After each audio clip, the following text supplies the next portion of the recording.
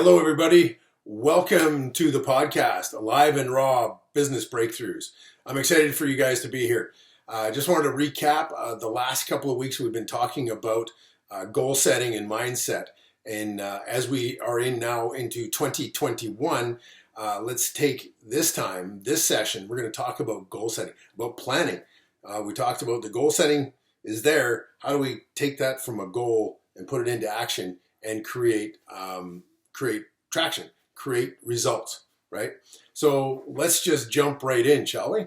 Really excited to be here. My name is Wes Kowalchuk. I'm the founder and owner of Business Impact Coaching, and I am doing this process to bring value to you guys, to just create abundance within the community and help you guys move forward in whatever it is that you're stuck with in your business. If you resonate to some of the stuff I talk to, or you want some more information, put your comments down below and we can get into and talk about, how to help you get out of the sticky spot that you're in, right? So let's first talk about what is planning, right? So we've done the goal setting. How do we plan it?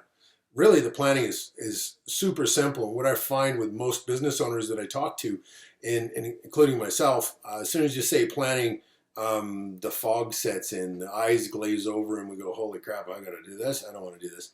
But it's actually really, really simple. It's simply asking, what is it you want to accomplish? When do you want it accomplished by? Who's going to do it? What resources do you have to bring to your disposal? How are you going to do it, right? What's the steps involved? And then why? And the reason why the why is so that you can get buy-in from all the team members that need to be part of it to execute on it, right?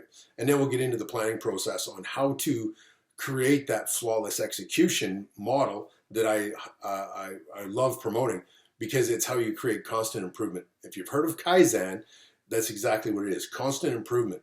And it's a simple 5-step process, but we'll talk about that later, right? So in your goal setting that you've done over the last couple of weeks as we prepare for 2021, right?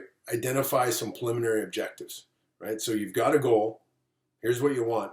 Okay, what else do you need to do to break that? If that's a 1-year goal that's out there, we're going to talk about breaking it into quarterly goals, right? First quarter, second quarter, third quarter.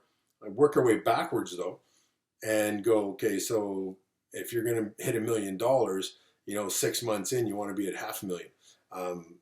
First quarter, you want to be at 250,000. Third quarter, of course, you want to be at 750.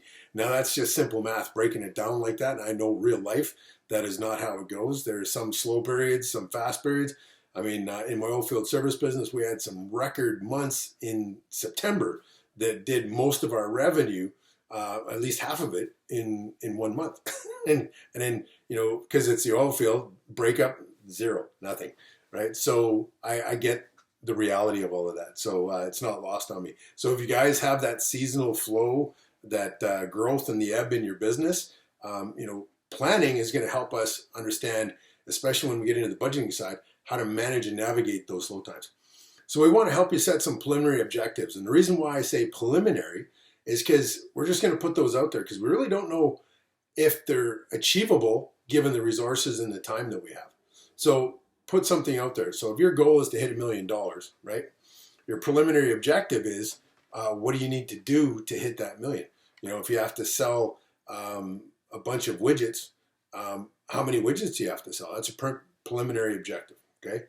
And the reason why it's preliminary is because we're going to go back and change it after you get some rest of the planning in place and identify what that is, right? So the second thing that you want to do is create some planning assumptions so that you can get into the budgetary piece. Now, this can be very, very simple, very quick, and it's really about what things that we know about our business that we can plan that are true. And then there's the things that we don't know are true. Maybe, hey, is my pricing model right or is it not? Well, what we have to do is make that assumption that, okay, here's our pricing model. It's $200 for this widget, and we're making the assumption that's the correct price. We're going to go back and we're either going to test it to see if it's true or false, or we're going to test it to see if it's a different price, right? What else? So the other thing that we can do is getting into pricing is make some assumptions around communication. What is it And how is it that you're going to communicate? Because the most important thing around planning is open communication. You know, I talked about it a couple of weeks ago, or last week on one of my just social media posts about throwing that snake on the table. Sometimes as a team, we have to throw that snake on the table, clear the air, so that we understand exactly what the owner wants to do, or us as the owners, we understand that the team understands exactly how we want it carried out, kind of thing, right? So the other assumption is who's going to be involved in doing this, right? And that's just a sampling of some assumptions. If you guys want some more detail in this stuff came out of Michael Gerber's book, The E-Myth. So it's a tool that I've been using for quite some time, but it's not the only tool that goes into my planning. I use a number of templates and other things to help me just kind of trigger some stuff. But because I've been doing it for a while, it's pretty easy for me to just take the last year's plan and revise it. My plan gets revised every quarter anyway. So it's pretty simple just to keep revising the plan going forward, right? So if this is your first kick at the planning, here's some things you want to do. So set the preliminary objectives. What is it you're going to do? How many widgets you got to sell, right? When are you going to do it by? Who's going to do it? Then create some planning assumptions around, hey, these are some things that we know to be true. These are some things that we don't. And we're making assumptions about the don't until we can prove that they're true or false, or we can test them to see if it's accurate, right? Then we want you to create a preliminary forecast, right? A cash flow budget or cash forecast. And part of that is budget. You know, what are all the expenses that we're going to need to deliver on our goods, right? So if you guys don't have one of those forecast templates, put your comments below, because I'll send you a working spreadsheet on Excel that you guys can certainly copy and run with it, because it's a tool that I use extensively, and it's exciting because it really helps me. I've got it printed out on my wall here. It really helps me look at exactly where I'm at in my business. So you definitely want to do that. I use it as a forecast to see what I need to do, and I also use it as a budget to make sure that I'm budgeting my funds properly, right? So once we've got that forecast and the budget done, and it can be done at high level, it only takes, my wife and I, we did her forecast last Sunday. Last Sunday, in an hour, we had half of it done. And so we're going to do the other half this Sunday, and her forecasting is done for the year, which is pretty cool, especially when you use that template. It's pretty simple. So once we've got that done, we're going to go back in and we're going to refine our objectives, right? Now that we know what our preliminary ones, we know what our budget is, we know what our forecast is, we can go in and change those and firm up those objectives. We're going to do this, buy this, and get it to here, right? The fifth thing that you need to do is create some KPIs, or key performance indicators. Now, these are the things that are going to measure how effective you are at executing your plan. And I want you to keep this in mind. This is probably the most important thing about planning, right? If you can track and measure it, you can manage it. If you don't track it, don't measure it, there's nothing you can do. And especially it is true, especially in your sales and marketing when it comes to lead generation and conversion. If you're not tracking where your leads are coming from, and you're not tracking how many you're getting, there's no way that you're ever going to be able to improve your marketing program or improve your sales. It's just not possible. So if you're not doing that right now, make a comment below, and I will give you some tools that you can use to help you create those key performance indicators. We also want to do some benchmarks, right? So 30, 60, 90-day planning. When we look at our ultimate plan of 1 year out and we break it into quarters, what are we going to do in the first 30 days, 60 days, 90 days? Those are what we call benchmarks. By the end of the January, I want to hit this benchmark. So, for example, for me with my benchmark, by the end of this January, I had 3 more clients onto my roster. That's all I have room for, and 4 more coaches. 4 more coaches. I've got 2 on board now, and I'm looking to add 4 more by the end of the month. I have a target to hit 25 by the end of the year, so that's kind of the benchmark. And there's things that I'm putting in place, KPIs that I'm using to measure that stuff, right? So that I can track the progress. I can track how well my marketing's doing, okay? And so for every benchmark, you have to do a mini plan. So essentially the same thing.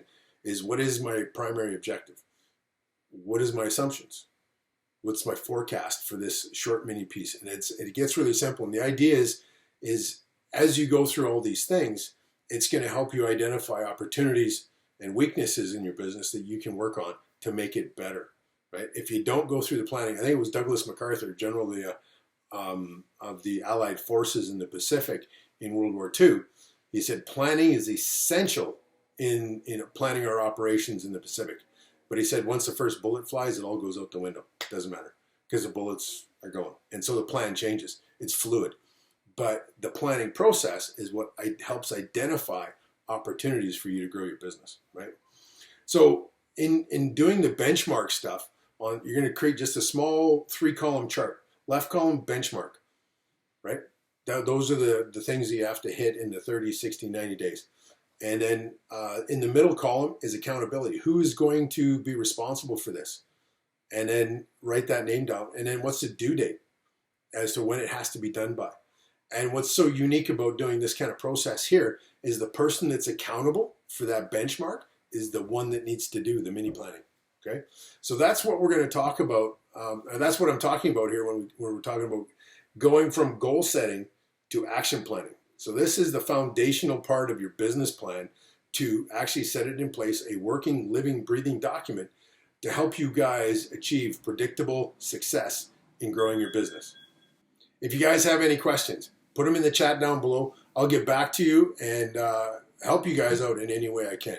Again, this is 2021. You need to look at how to focus and grow your business today. There's 3 kinds of business owners, 3 kinds of people in this world.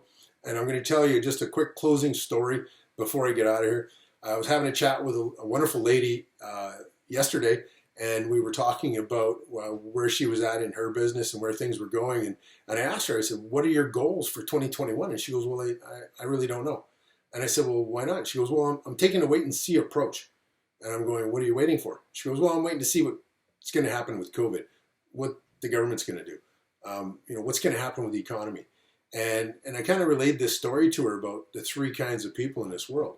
There's the kind of people that are the ones that are movers and shakers, right? These are the business owners that are going out there and they're going all in. They're burning the boats and they're committed to figuring out a way to pivot or grow their business in this crazy economy. The second kind of people are the ones that are watching what happens. They're taking a wait and see approach. And then the third kind of business or the third kind of people are the ones that wonder what happened. And they're in that boat because they weren't willing to step out and take action. And so those are the business owners, unfortunately, that have closed their doors or were forced to close their doors. Or those are the business owners that are going bankrupt. And my heart goes out to them because I was in that boat in 2015 when I went bankrupt and I had to close my doors for my own business. Right? That's a dark place. It's ugly. I thought about sticking a gun in my mouth several times. It's not a place that I would encourage anyone to be because it's you don't want to be there. So the reason why I'm sharing these podcasts with you guys is to give you some tools, to give you some ideas that you can do to shift your thinking upstairs, just a tiny little shift that will go from pessimistic to optimistic. And when your mind shift is optimistic, you're going to start seeing things. So if you go from a person that's taking a wait and see kind of approach to life, and then all of a sudden you decide that, if everything went well and you knew you couldn't fail, what would you do to get your business to that $1 million milestone? Or what would you do to get it to the $2 million? Or what would you do to get it to $3 million? And so if you take that mindset, all of a sudden you start seeing opportunities. And that is the powerful place, or what Tony Robbins calls a place of power, a powerful state in which you can take action and start making those things happen in your life, in your business. So that's essentially planning for your business in a nutshell. I made it sound fairly simple.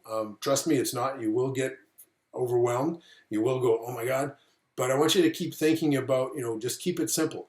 Keep it simple. If you start to glare over, your eyes gloss over, or the brain fog kicks in, just go to the next step and go, okay, what's the next thing I need to do that I can make sure I can take steps on, right? So those are the 5 steps to basic business planning. Just ask yourself, what do I have to do? When do I have to do it by? Who's going to help me get it done? How am I going to do it? And then why are we doing it? Why do we have to do that? And if it matches with your values and the core principles for your business, and it aligns with your vision and your mission, you're golden. You guys are going to crush it in 2021. Next week, we're going to talk a little bit more about budgeting. But if you guys want to hear something different, if you have a burning desire for me to say something about business that you guys are struggling with, put it in the comment section down below, and we'll pick that up and we'll talk about it next week. So until then, have a happy weekend. Stay safe and go out there and crush your dreams and goals for 2021. And remember, like I said a couple weeks ago, make sure your goal setting is big enough to scare you. Make it your moonshot. Love you guys. Have a good one.